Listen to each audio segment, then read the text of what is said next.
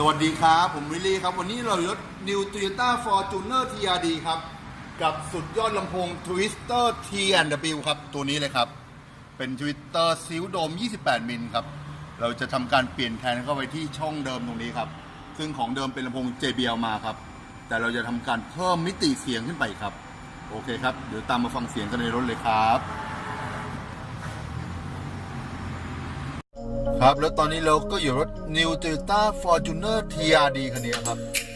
กับ Twister Seal Dome 28 มิลครับ T&W ครับตัวนี้เลยครับเสียงใสจริงๆครับ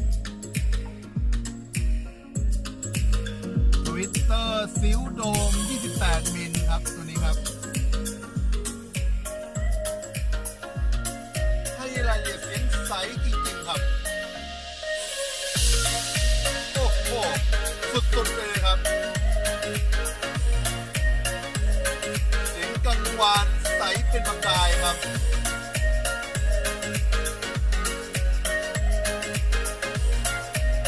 แนะนำครับตัวนี้ครับนี่ขนาดใช้ฟอนต์เดิมนะครับ